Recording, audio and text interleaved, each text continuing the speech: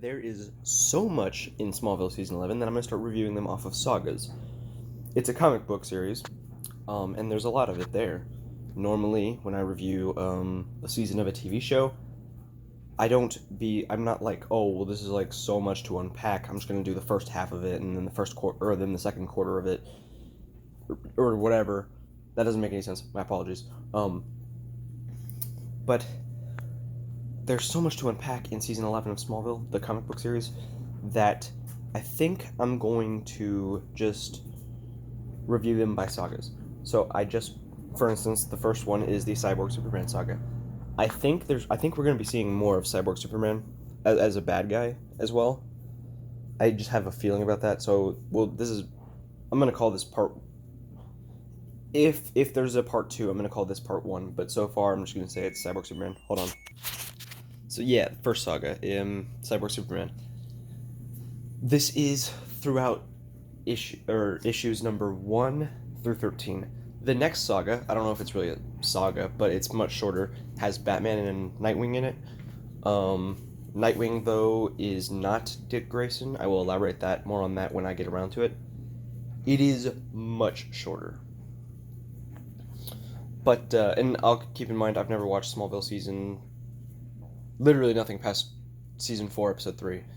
My dad's DVDs. We had a friend borrowing them at one point, and literally she used them as coasters for sodas. So that was infuriating.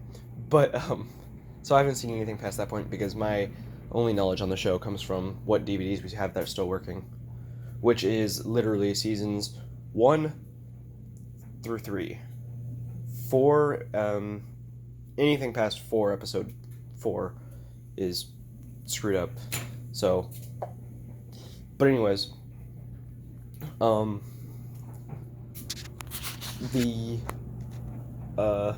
basically the premise of this one is so after Clark pushes Apocalypse out of Earth's orbit, which I believe happens at the end of season 10. Everyone looks up to Superman as this guy who can do whatever he wants, save everyone.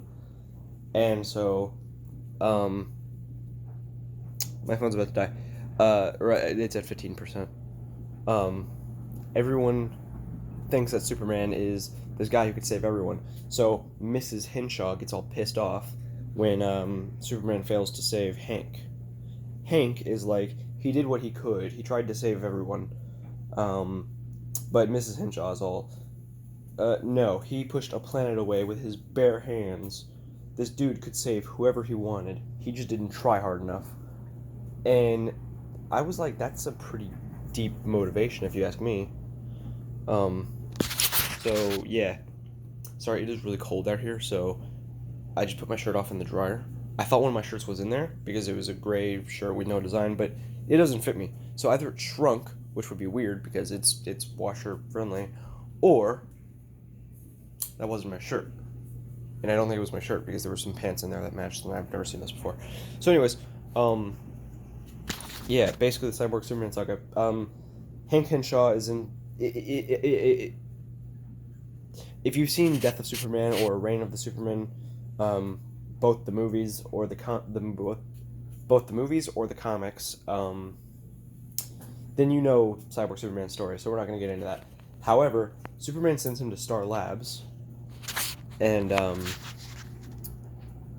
after Superman sends him to Star Labs, Lex Luthor comes in, who he apparently killed his sister, not showing that happened, and now he's fused with his sister for some reason. In season 2, I believe it is, Lex seemingly goes crazy, and he's locked into an asylum by his father or something like that. And they seemingly flash back to that a few times. But yeah, basically, Lex is evil for some reason, even though I thought he was a good guy in the show. It makes sense he would be evil at some point, but... So, we see Cyborg Superman, or Hank Henshaw become Cyborg Superman, only he's in like a fully robotic suit. And this works for their interpretation of the character, But the original, like, Supergirl and stuff misses the point completely. This is gonna sound racist, but it's not. Um, Hank Harewood, I think is his name, who plays Martian Manhunter. He's amazing as Martian Manhunter, but his version of Hank Henshaw slash Cyborg Superman completely misses the point of the character, and there's no point given. He's just disposable. He's a villain of the week type character. And so it sucks even more that they used him more than once. But the reason that this sounds racist is the thing is that he's supposed to be, people thought he was Superman. That was his whole purpose. Oh, he died, but nope, he's back just as a cyborg to, I don't know why he was a cyborg, but people believed it. But that, because he looked like Superman. But that does not look like Superman. For obvious reasons. I don't want to upset anyone, so I'm not going to list said reason, but yeah. So this is just another instance of them changing how the character works, but they're actually using him way better because they've given him a purpose.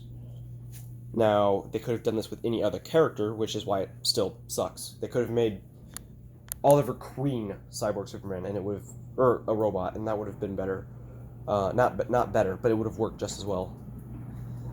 But I'm gonna skip in a little bit. At the end of this arc, we see that Oliver and Chloe are investigating something, and the spaceship says that it's made by Queen Industries. And then we find out that it's Earth 2, the Earth 2 Chloe Sullivan is in there. And she says that Earth 2 has completely just evaporated. And then, or completely been destroyed. I don't know why I went with evaporated. But then Oliver says, to tell, or Chloe tells Oliver something, and then Oliver tells, the Earth 1 Chloe that a crisis is coming. It'd be really cool if they left this crisis open in the air. I doubt they did, but if they left it up in the air as to what happens next, because that could be how you tie in Smallville's return for the Arrowverse crossover.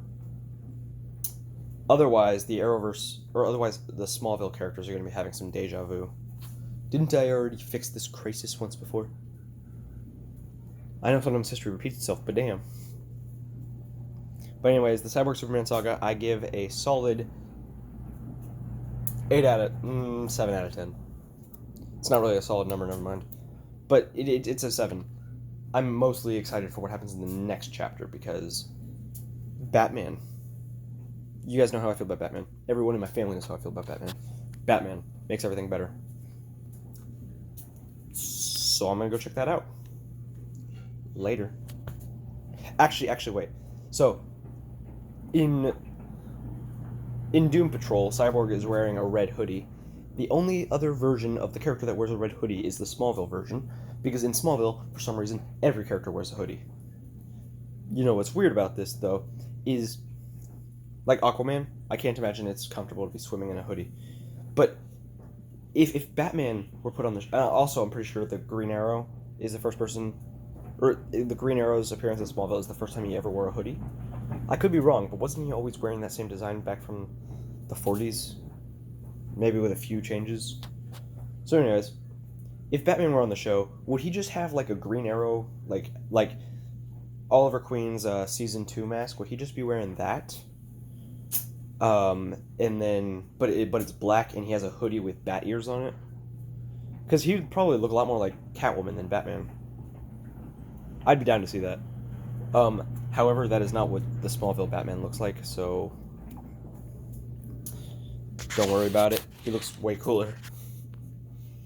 Yeah. So I'll let you guys know what happens, or I'll let you guys know when my next review is coming out, probably. And on top of that, I'm reading the Crisis on Infinite Earths comic series, so I'll be reviewing that soon. I'm reading the Arrow comic series.